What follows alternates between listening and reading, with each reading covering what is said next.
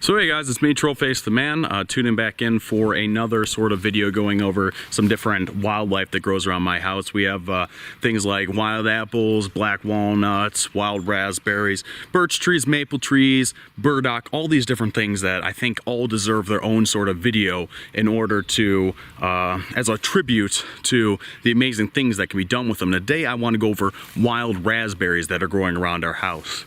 Now, as I said in the previous video, we have a lot of property around here, and there's a lot of interesting things that are growing around. If you didn't see my last video, which was technically my first video in this series, you can check it out up here. It's when I took a birch tree, I took the leaves off of it and I made it a salad out of it, and I ate the salad, and it actually wasn't too bad. So if you want to see that, once again, just click the link up there, or the little video thing, or check the description below. Today I'm going to go over wild raspberries, which we used to have a little tiny raspberry bush all the way back there, about 1/8 the size of what that currently is.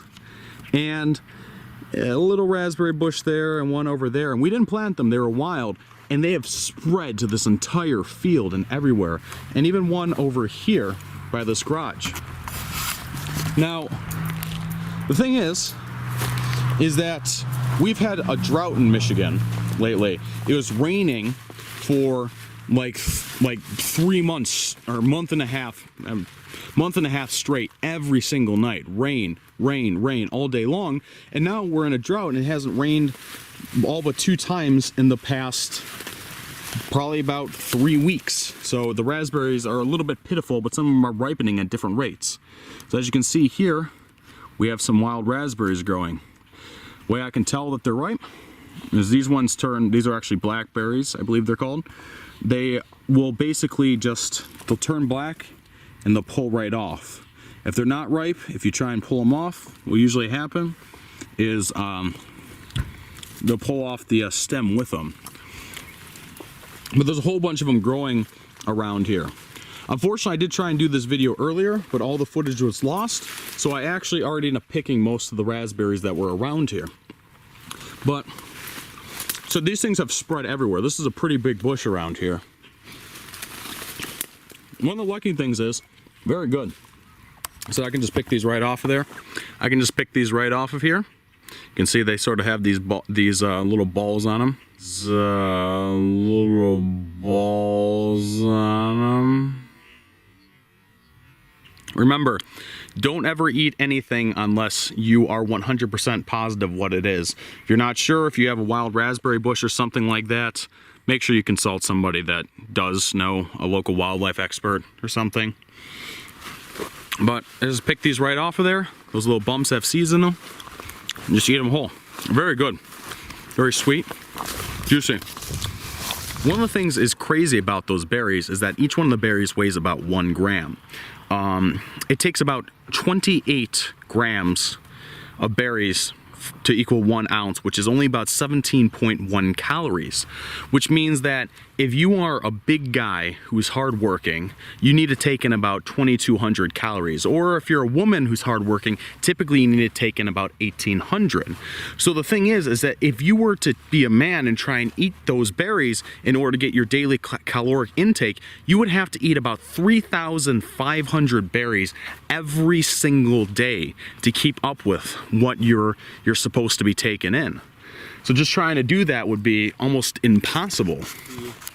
Like I said, this used to all be nice, pristine cut grass all the way to the tree lines, and it has just been completely taken over by wild grass and weeds and everything else.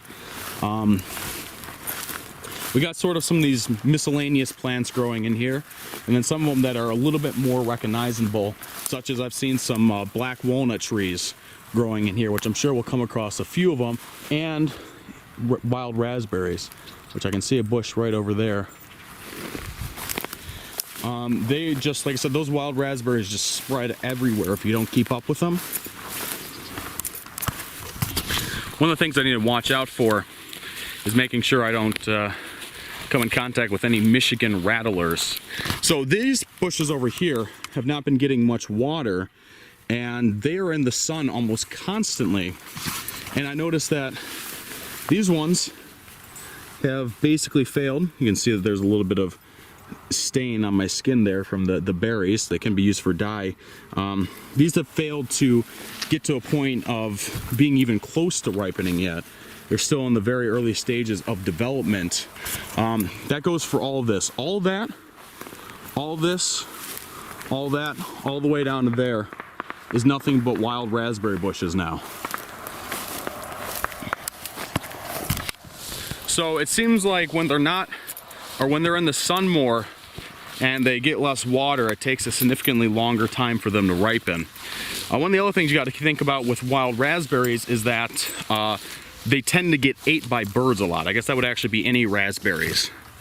I can see that this looks to be a black walnut tree. Yeah, I'm pretty sure that's black walnut. We got poison sumac that grows around here too, which can kind of look a little bit similar with the leaf pattern.